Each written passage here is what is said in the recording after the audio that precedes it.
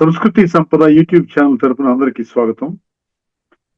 చిత్రకవిత్వం, తెలుగు భాష నైపుణ్యం అనే అంశంపై శ్రీ లోకనాథం గారు ధారావాహిక ప్రసంగం చేస్తున్నారు. శ్రీ లోకనాథం గారికి స్వాగతం. ధన్యవాదాలు. అందరికీ వందనములు. మన తెలుగు భాష ఎంతో మాధుర్యమైనటువంటి భాష. ఆ భాషలో నైపుణ్యాలను కూడా మనము ప్రదర్శించవచ్చు. ఈ నైపుణ్యాలను పొందించాలనేటువంటి సదుద్దేశంతో ఆచార్యులు మాన్యులు బిట్టు వెంకటేశ్వర్లు సార్ గారు ఈ ప్రయత్నము చేస్తూ తెలుగు భాషను మనము కాపాడుకుంటూ పునర్వైభవాన్ని కూడా తీసుకొని రావాలి అనే యొక్క గొప్ప హృదయంతో సేవ చేస్తున్నారు. కాబట్టి మీరందరూ కూడా ఇటువంటి మహత్కారానికి సత్కార్యమునకు చేదోడు వాదోడుగా మీ సహాయ సహకారాలను కూడా అందించాలని నేను మిక్కిలి ప్రార్థించి మిమ్మల్ని వేడుకొనుచున్నాను. సాటి లేనట్టి కోకిల పాటవోలే, లాలి పాపకు తన తల్లి పాలవోలే, చెట్టు పైనున్న యొక్క తేనె పట్టువోలే, చెట్టు పైనున్న యొక్క తేనె పట్టువోలే, తీయనైనట్టి భాషనా తెలుగు భాష, తీయనట్టి భాష, తీయనట్టి భాషనా తెలుగు భాష. తెలుగు భాషలోని తీయదనం మునుగ్రోలి పరవశించు కోర్కయున్న, తెలుగు భాషలోని తీయదనం మునుగ్రోలి పరవశించు కోర్కయున్న, పద్యమొకటి స్థిరమైన బుద్ధితో చదువువారి జన్మ సార్థకంబు, చదువువారి జన్మ సార్థకంబు అని మన కవులు ఎంతో మన తెలుగును గురించి చాలా గొప్ప గొప్పగా మనకు తెలియజేసినారు. ఇవన్నీ ఈ పద్యములో ఉన్నటువంటి నైపుణ్యము, అది మనకు మన సంపత్తి, మనకు ధనము, తరగని నిధి అంత ఉన్నది. ఎంత తరచి చూస్తే అంత సంపద ఈ తెలుగు భాషలో ఉన్నది. ఇది నిర్విధాంశము. దీనికి ఎవరు కాదు అని చెప్పేవాళ్ళు లేరు. ఎందువల్లంటే ప్రత్యక్షంగా మనము చూస్తున్నాము కాబట్టి అంత గొప్పతనం అనేది దీనికి ఉన్నది. అట్లనే ఈ తెలుగు భాషలో కూడా ఒకే అక్షరంతో కూడా ఎన్నో పద్యాలు రాసినటువంటి వాళ్ళు కూడా ఉన్నారు. ఎందువల్ల ఒక పద్యము అంటే ఒక అక్షరాన్నే గుణింతాన్ని మార్చుకోవచ్చు, దానికి ఒత్తులు ఒకే అక్షరాన్ని ఉపయోగించుకోవాలా. అట్లా రాసినటువంటి పద్యాలు కూడా ఇది ఎంత నైపుణ్యం ఉండాలో చూడండి. అలా రాయవచ్చు. వాక్యములో కాదు, పద్యములోనే అన్ని యతులు, సందులు, యతులు, తర్వాత ప్రాసలు అన్ని గమనిస్తూ అన్నిటినీ అనుసరిస్తూ వాటిని ఫాలో అయితే కూడా చెప్పడం. నాదెళ్ల పురుషోత్తం అనే కవి గారు సోమేశ్వరంలోని కంద పద్యం నానానే నాని నుని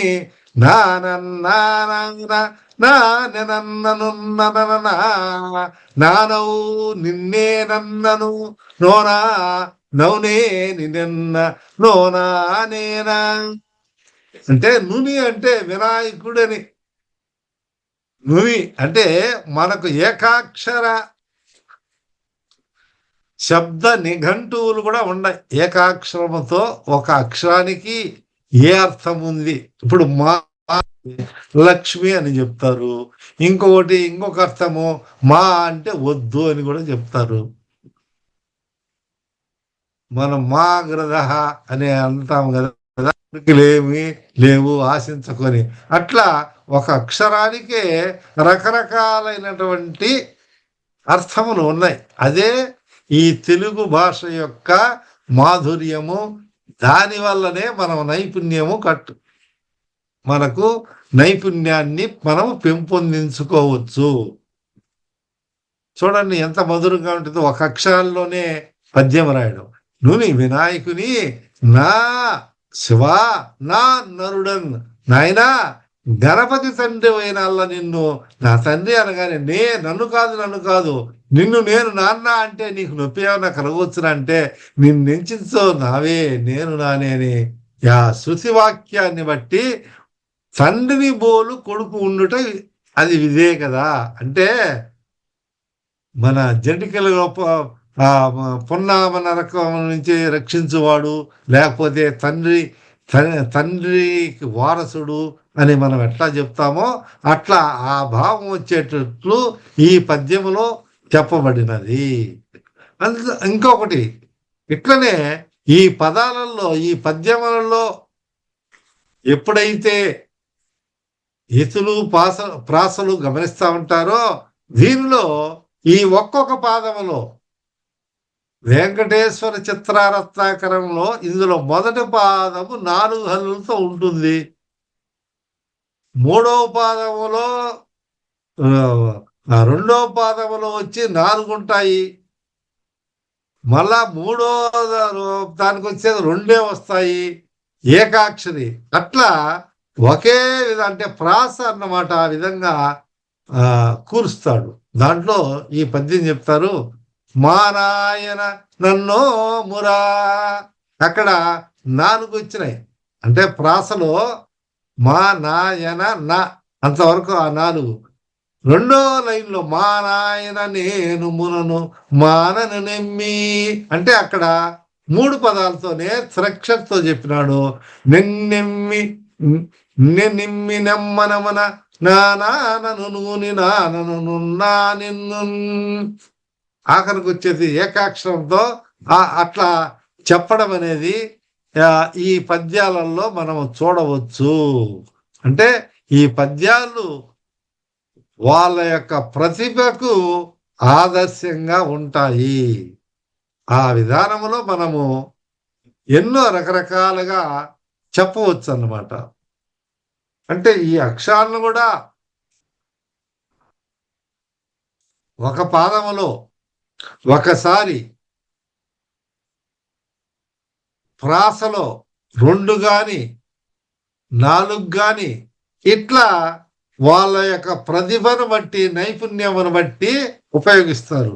అంటే పద్యమేమో ఉంటుంది, ఆ పద్యములో మళ్ళా 2 అక్షరము మన ప్రాస అయితే 3, 4, 5 ఆ ప్రాసలో వరుసగా 4 అక్షరాలు ఉపయోగించినాడు అనుకోండి. అట్లా 4 అక్షరాలు కూడా 2వ పాదములో దానికి సంబంధించి అంటే ప్రాసకు సంబంధించినటువంటి ఉంటాయి. అటువంటి ఒక పద్యం అప్పకవి గారు తెలియజేసినాడు, రాసినటువంటిది. ధీరుడు కమనీయ శుభాకారుడు, ధీరుడు కమనీయ శుభాకారుడు, కమలావధూటికా మృదు హృదయాధారుడు, కుమతి జనాధిక దూరుడు, కమలాక్షుడన చతుష్పాదముఖి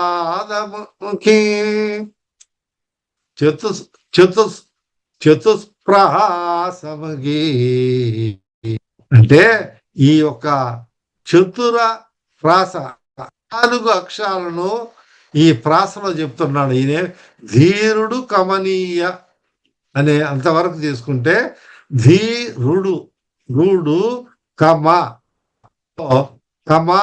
ధీరుల్లో 2 అక్షరాలు, కమనీయులో మొదటి 2 అక్షరాలు కలిపితే 4 అక్షరాలు అయినాయి. అంటే రెండవ పాదంలో శుభాకారుడు అన్నాడు కదా, రెండవ పాదానికి వచ్చేసరికి శుభాకారుడు. కా మొదటి అక్షరం అయితే కారుడు, పైన ఎట్లయితే రుడు వచ్చిందో ఇక్కడ కూడా రుడు, ఇక్కడ కూడా కమలావధూటికా మృదు హృదయాధారుడనే సమాసంలో అక్కడ రుడు కమ, పైన 4 అదే అక్షరాలు, కింద అదే అక్షరాలు 4 అవే సేమ్ అక్షరంలో మారల. మూడవ పాదంలో హృదయాధారుడు కుమతి జనాధిక దూరుడు. అంటే కుమతి జనాధిక అంటే కుమతి అంటే దుష్టమతి ఉన్నటువంటి వాళ్లకు దూరంగా ఉండేవాడు అని. ఇక్కడ హృదయాధారుడు కుమతి జన అంటే ఇక్కడ కుమతి దారుడు కూమ అంటే ఈ 4 అక్షరాలేమో ప్రాస సరిపోయింది. కానీ కు ఆడ కా ఈ కు కూడా పెట్టుకోవచ్చు, దానికేం తప్పేం లేదు. అంటే కాకు సంబంధించినటువంటి కా గాని కు గాని కే గాని ఏమైనా పెట్టుకోవచ్చు. అంటే ఆ అక్షరంలో ప్రాసలో ఆ అక్షరానికి సంబంధించినటువంటి ఎటువంటి రకాలైన గుణింతం కలిగినటువంటి అయినా పెట్టుకోవచ్చు. మళ్ళా దాంట్లో కాకు తా వస్తే రక్తం అన్నానుకో, కాకు తా వస్తే అట్లా కానీ ఇంకొక విధంగా పెట్టేదానికి లేదు. ఏది ఉంటే అదే పెట్టాలి. కా అంటే కాకు సంబంధించినటువంటి దీర్ఘాలు కానీ హ్రస్వాలు కానీ ఉండొచ్చు. అప్పుడు కుమతి జనాధిక దూరుడు కమలాక్షుడు అనే దాంట్లో కమ వచ్చింది. దూరుడు కమ అంటే ఈ 4 పదాలలో 3వ పాదంలో ఒక చోట మాత్రమే కు పెట్టాడు. అంటే కొంతమంది నైపుణ్యంతో అది కూడా ఆ 4 కూడా ఒకే విధంగా పెట్టినటువంటి వాళ్ళు ఉన్నారన్నమాట. కాబట్టి ఈ తెలుగు భాషలో ఇటువంటి మాధుర్యం అనేది ఉంది. ఇంకా ఏంటంటే మొదటి 2 పాదములు త్రిపాసతోను, తక్కిన 2 ప్రాసతోను అంటే 5 ప్రాసలతో ఉండే విధానం కూడా వ్రాసినటువంటి వాళ్ళు ఉన్నారు. అంటే పంచప్రాస అంటే 5 అక్షరాలు అట్లే ఉండాలన్నమాట. ఆ 5 అక్షరాలు ఒకటిగా ఉన్నప్పుడు అది పంచప్రాస, 3 అక్షరాలు ఒకటే ఉన్నప్పుడు అది శ్రీప్రాస. అంటే 3 ఉంటాయి. ఇట్లా రకరకాలైనటువంటి వాటి నన్నిచోడు రాసినటువంటి ఆయన నన్నయ్య భట్టు కంటే ముందున్నారు, ఆయన రాశారు మొట్టమొదటి కవి అని మనం చెప్పుకుంటాం కదా. వారు రాసినటువంటి దాంట్లో ఇది మందారార్కాలయములు మందారార్కావనీజమయమయ్య సదానందన వనజావాసము నందన వనజాకరాభినందితమయ్యన్. అప్పుడు మందారార్కాలయములు అంటే దారార్క ఆ 3 ప్రాస్ కింద వచ్చినాయి. 2వ పాదంలో కూడా అదే మాదిరి మందాదారార్ కవనీజ అన్నాడు. ఆ 3 అక్షరాలేమో ప్రాస్ 3 వచ్చినాయి. నందనవన అక్కడ దానావా వచ్చింది. అంటే ఈ 2 పాదాలలో దానావా ఇట్లా పెట్టాడు. మొట్టమొదటి దాంట్లో ఏమో ఆ 3 పెట్టాడు. మళ్ళా 2, 3, 4 పదాల్లో ఒక అదే విధంగా 3 పెట్టాడు. అంటే భిన్నంగా పెట్టారు. అట్లా వాళ్ళ యొక్క నైపుణ్యము, వాళ్ళ యొక్క గొప్పతనాన్ని ప్రదర్శిస్తారు. కుంద విలాసము తావి ముకుంద విలాసము సదా ముకుంద విలాసం బిందు విలాసమును హృదా బిందు విలాసము హసించు పేశల ఫణితిన్. ముకుంద విలాసములో ముందేమో మనం చెప్పుకున్నది కుమార సంభవంలో, ఇప్పుడు ఈ ముకుంద విలాసములో పంచప్రాస అంటే 5 అక్షరాలు ఒకే దాంట్లో ఒక పాదములో బిగించాడు. ఎంత నైపుణ్యం ఉండాలో మనం గమనించండి. మన తెలుగు భాషకు ఇన్ని అభివృద్ధి ఎంతో ఉంది. ఇది ఎంత నైపుణ్యం ప్రదర్శించాలంటే అంత నైపుణ్యాన్ని ప్రదర్శించవచ్చు అనే దానికోసం మనము ఇది చెప్పుకుంటున్నాం. కుంద విలాసము తర్వాత కుంద అంటే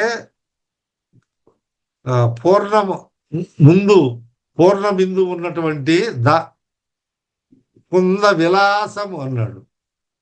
మళ్ళా ముకుంద విలాసం అంటే ఎక్కడ కూడా ఒకే విధంగా వచ్చింది. కుంద విలాసము ముకుంద విలాసం అన్నాడు. కాబట్టి అక్కడ ఆ 5 అక్షరాలు మొదటి 2లో అవే ఉన్నాయి. మళ్ళా 3వలో బిందు విలాసం పదం మార్చాడు, కానీ బిందు విలాసమును ఆ విలాసము 4 అక్షరాలు బిందులో పూర్ణ బిందువుతో ఉన్నాడు విలాసము 5 అక్షరాలు పాసులో వచ్చినాయి. అంటే మళ్ళా బిందు విలాసం అట్లే అదే కంటిన్యూ చేశారు. అంటే ఇక్కడ బిందు విలాసం అని వచ్చింది, కింద కూడా బిందు విలాసం అని వచ్చింది, పైనేమో కుంద విలాసం అని వచ్చింది, రెండో లైన్లో కుంద విలాసము. అంటే ఈ పద నైపుణ్యాలను అంటే ముందు పాదములోనే అక్షరాన్ని వేసుకోవడములో ఇక్కడ ఏమి చెప్పినాడు? బిందు విలాసమును సుధా బిందు విలాసము, సుధాని పదాన్ని అంత్యం చేసుకొని సుధా బిందువులు అంటే సుధా అంటే మంచి అమృత బిందువులు సుధా అంటాం కదా, ఆ సుధామృతమును గోల్నారని అట్లా ఆ పద్యంలో ఉన్నటువంటి గొప్పతనాన్ని చెప్తున్నారు. మనము ఇటువంటివెన్నో కూడా మన భాషలో మనము చూస్తూ ఉంటాం. ఎందువల్లంటే ఇవన్నీ కూడా మానవులకు, వినే వాళ్లకు లేదా నేర్చుకునే వాళ్లకు ఇవి ఎంతో మానసిక వికాసాన్ని, మానసిక ఉల్లాసాన్ని, మానసిక ఆనందాన్ని కలుగజేస్తాయి. మానసికమేమిటి? ఆ పదాలు ఆ ధారణతో మనము ఒక పద్యం చెప్తూ ఉన్నప్పుడు, ఆ భావం వింటూ ఉన్నప్పుడు, ఆ ధ్వని తరంగాలు వచ్చినప్పుడు, ఆ పద అక్షర క్రమం ఎట్లా ఉంది, ఆ ధ్వని ఎట్లా స్ఫురిస్తూ ఉంది అని మనకు తెలిసిపోతూ ఉంటుంది. ఎందువల్ల ఇక్కడ నైపుణ్యం ఏముంటుంది అని. అంటే ఇట్లా చిత్రకవిత్వంలో రకరకాలైనటువంటి ఇప్పుడు ప్రాసలతో మనం విన్నాము, అంటే స్వరాలతో కూడా మనం చిత్రం చూడొచ్చు. అంటే ఒక పద్యములో స్వరము అంటే స్వరం అంటే ఏంటి? ఈ అక్షరాల యొక్క శబ్దం చేసినప్పుడు మనకు వినిపించే స్వరము, మనకు వినిపించే శబ్దం, అదే కదా స్వరము. మనం స్వరం ఏ రాగంలో పాడతారన్నది స్వరం అంటారు. ఇక్కడ స్వరం ఏంటి? ఈ పద్యములో ఉన్నటువంటి అక్షరాలను పలికినప్పుడు ఎటువంటి స్వరము వస్తా ఉంది. ఇది స్వరం అంటే అచ్చును గురించిన అధ్యాయం ఓవల్స్లో ఉన్నటువంటి. దీనిలో ఒక అచ్చు అయితే 2 అచ్చులతో 3 అచ్చులతో ఉన్నవి పాదానికి ఒక అచ్చు, పద్యాలు, దోహాలు, పాటలు, హైకులు ఇవన్నీ కూడా ఉంటాయి. పద్యమంతా లేదా కేవలం తలకట్లతో దీర్ఘాలతో కొమ్ములు, ఇందాక మనం అన్ని దీర్ఘాలు కొమ్ములు ఇట్లా ఏత్వాలతో, ఐత్వాలతో, ఓత్వాలతో, లఘువులతో గురువులు అంటే ఒక మాత్ర కాలంలో ఉచ్చరించేది లఘువులు మనందరికి తెలుసు. కా అంటాము, అది లఘువు. అంటే కా అది గురు. యుక్త అంటాము, అది 2 గురువులైన అంటే ద్విత్వాక్షరకు ముందున్నటువంటి అక్షరం కూడా అయుక్తాలు అన్నమాట. అప్పుడు ఆ 2 అది హ్రస్వం అయినప్పుడు కూడా ఆ సంయుక్తాక్షర కంటే ముందు ఉన్నది కాబట్టి అది గురువు అయింది. 2 గురువులు అయినాయి. ఇట్లా ఈ పద్యాలలో సర్వలఘు పద్యానికి సర్వలఘువులు అంటే మీరు అనొచ్చు, కానీ ఎక్సెప్షన్ ఏంటంటే అక్కడ గురువు ఉంటుంది 2వ పాదంలో కానీ 4వ పాదంలో కానీ కంద పద్యంలో. వస్తుతః అయితే ఖచ్చితమైనటువంటి నియమం అంటే సర్వలఘు కందం అనేది ఉండదు. ఘనాలు సరిపోవు కదా, ఘనం తప్పిపోతుంది కదా. అక్కడ దీర్ఘం ఉండాలా రెండో పాదాంతంలో, అది నియమము. అంటే ఈ రెండు రెండు నాలుగో పాదం అంటే అవి కూడా మొదటి భాగము రెండో భాగము అంతే మొత్తము ఆ 8వ గణం అంతా దీర్ఘంతో ఉండాలి. కానీ వీళ్ళు ఇది అంటే తక్కిన ఆ దీర్ఘాన్ని వదిలిపెడితే ఏదో ధృతం వేసుకుంటే అప్పుడు ఇదంతా సర్వలౌకికందం అవుతుందని చెప్తారన్నమాట. అది కొంచెం ఎక్సెప్షన్. మనం దానికి ఓకే అనొచ్చు, దానికి పెద్ద ఇది దోషం అనేది అయినప్పటికీ కూడా సమాచారం కోసం చెప్పాను అంతవరకు. అట్లా ఈ గజేంద్ర మోక్షము అని మనకు తెలుసు. ఆ గజేంద్ర మోక్షంలో ఆ రక్షించేదానికి ఈయన బయలుదేరిపోతా ఉంటే సిరికింజప్పుడు శంకు చక్రాన్ని మనం పద్యాలు విన్నాం కదా. అప్పుడు పోతా ఉంటే ఈయన ఎక్కడ పోతాడో, ఏమి దేనికోసం పోతా ఉన్నాడో ఏమి అన్ని ఆయన చేతిలో ఉన్నటువంటి ఈ చేలాంచలను కూడా వీడకుండా పోతున్నాడే, తొందరగా పోతున్నాడే అని ఈ లక్ష్మీదేవి కూడా ఆయన్ను అనుసరిస్తా పోతే ఏమో వేగం పోతాడు అని ఈయన అడిగితే మారు మాట్లాడకుండా వెనక్కి ఏమన్నా పొమ్మంటాడేమో. నేనేమన్నా ఎక్కడికి పోతున్నావు అని అంటే వెనక్కి పో అని చెప్తాడేమో. అందుకని ఈమె అడగడం మానేసింది. నడక అట్లా వేస్తుంది, ఇట్లా ఎనికి తీస్తుంది. ఒక చీకాకుతో తొట్టుపడుతూ మెల్లగా ముందుకు అడుగులు పెడుతుంది, మళ్ళా ఆగుతుంది. ఇట్లా కదిలించి తడబడుతూ ఉంటుంది అన్నమాట.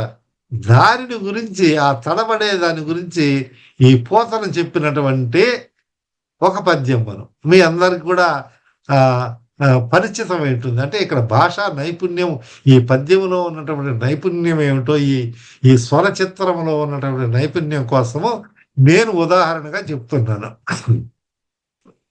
అడిగేదనని కడువడి జను అడిగిన తను మొగడు వడని నడయుడుగున్ వెడవడ సిడిమిడి తడవడ నడుగిడదు జడిమ నడుగిడు నెడలన్. ఏంది అడిగేదనని వచ్చింది కదా ఇక్కడ ఈ స్వరంలో. అడిగేదనని కడువడి జను అంటే అడుగుతాము ఎందుకు పోతున్నారని. కడువడి అంటే వేగంగా ముందుకు పోతా ఉంది, కడువడి వేగంగా అడుగేస్తుంది. మళ్ళా అడిగిన తన మగడు నుడువడని అంటే చెప్పడేమోనని నడయుడుగు నడక సాధిస్తుంది. నడక ముందేసే తొందరగా పోయి ఆమె ఏం చేస్తుందంటే ఏమో కాలు ఎక్కువ మళ్ళా ఇంకొక పాదం పెట్టకుండా అట్లా నిలిచి చూస్తారా. వెడవెడ సుడిమిడి తడబడ ఇట్లా ఈమె నడుగిడదు జడిమ నడుగుడు నెడలను. అంటే ఇక్కడ ఈ పద్యంలో స్వరం అంతా కూడా ఏమై మనకు తెలుస్తున్నదంటే ఆ డా డా డా అనేది ఉంది. ఆ దాంతో అడిగేదనని కడువడి ఇట్లా అడిగిన మగడ నుడువడని నడయుడగన్ ఈ పదాలు వెడవెడ 2 సార్లు వచ్చు. సిడిముడి తడబడ నడుగిడదు జడిమ నడుగిడు ఎడలను ఇట్లా ఇది ఆవృతమైతే వస్తుంది. ఒక శబ్దాలంకారం మాదిరి ఈ శబ్ద స్వరములో మనకు ఆ భావం కూడా కనిపించేటట్లు పద్యం ఉంది. ఇది పద్యంలో ఉన్నటువంటి నైపుణ్యం. అట్లా ఇటువంటి పద్యాలను చూసి మనం కూడా, మీరు కూడా ఎన్నో పద్య ప్రియులు రాసేదానికి ఉంటుంది. ఇక్కడ ఉన్నది మీరు ఏదో ఒక ఇతివృత్తం తీసుకొని మీ భావాన్ని మనము దృష్టిలో పెట్టుకొని రాయొచ్చు. ఇప్పుడు మనం అక్కడ అన్ని సర్వ లఘువులు అని చెప్పాము. ఆ లాస్ట్లో మాత్రము ఆఖరిలో ఉండేటువంటి పాదములో అది గురువే. అట్లనే సర్వ గురువులకు కూడా పద్యానికి ఉదాహరణ ఉంది. శ్రీశ్రీ గారు ఖడ్గ సృష్టి కవితా సంకలనంలో కూడా అన్ని దీర్ఘాలు పెట్టి అని ఒక కవితను, అంటే పద్యంగా ఇది కవిత అనుకోండి, కవితను ఆయన రాశాడు. ఏమని? ఈనాడు ఏనాడు ఈనాడు ఏనాడు అంటే ఈనాడు. దీంట్లోనే ఈ 3 అక్షరాల్లో కూడా జరగాలి. ఏనాడు నీవేను నా నీవు, నీవే. ఈనాడు ఏనాడు కూడా నీవే, నీవేను నా నీవు నా. తాజాగా రోజాలా ఆడాలే నాదానా, ఆడాలే ఆడాలే అన్ని జరగాలి చూడండి. ఆడాలే తాజాగా రోజా, రోజా అని పేరు ఏదో ఒక వాళ్ళ సినిమా పాటల్లో కవితల్లో అన్నిట్లో జరగాలి. ఆడాలే నాదానా పాడాలే ఓదానా అంటే నువ్వు పాడాలా. ఈ దీంట్లో మనం గమనించేటి ఏంటంటే వీటిల్లో అన్ని కూడా దీర్ఘాలుగా ఉన్నాయి. ఇట్లా ఈ యొక్క పద్యం కానీ కవిత కానీ అల్లడములో, లిఖించడములో, సృష్టి చేయడములో ఒక నూతనత్వం, ఒక నైపుణ్యం ఉండే విధానంలో అని విద్యార్థులకు కానీ, తెలుగు భాషా ప్రియులకు కానీ, ఏమని చదువు రా కూడా ఎన్నో మంచి పాటలు రాస్తూ ఉంటారు. వాళ్ళు ఒక పాటను చూసి ఇంకో వాళ్ళ సొంతంగా పాటను చెప్తా ఉండేది మనము పల్లెటూళ్ళలోనూ ఏమి రానంటే కూలి పని చేసి చెప్పేటువంటి కూలీనాలు చేసి బతికే వాళ్ళు కూడా వాళ్ళు రకరకాలైనటువంటి పాటలు, ఏవో పద్యాలు అదే ధోరణిలో పాడుతూ ఉంటారు. ఇదంతా ఎట్లా వచ్చిందంటే ఈ నైపుణ్యము ఈ తెలుగు భాషలో ఉన్నటువంటి గొప్పతనం, మహాత్యం. ఇది తెలుగు భాషలో ఉన్నటువంటి మాధుర్యము. ఆ పదాన్ని విని ఈడు అదే ధోరణిలో ఇంకొక పదాన్ని చెప్పగలడు, ప్రయత్నం చేయగలడు. కాబట్టి మీరు విన్న శ్రోతలు కూడా మీరు విన్నారు కాబట్టి మీకు అనుకూలమైనటువంటి లేదా మీకు ఇష్టమైనటువంటి కొన్ని ప్రయోగాలు చేయాలని మీరందరూ శ్రద్ధగా విన్నందుకు నేను ధన్యవాదములు అర్పిస్తూ ఈ తెలుగు నైపుణ్యం పెంపొందించేదానికి మన అందరము కలిసికట్టుగా కృషి చేయాలని కోరుకుంటున్నాను. స్వస్తి. తెలుగు భాషాభివృద్ధి, చిత్రకవిత్వం, నైపుణ్యం అనే అంశంపై ప్రసంగించిన శ్రీ లోకనాథం గారికి ధన్యవాదాలు. ధన్యవాదాలు సార్.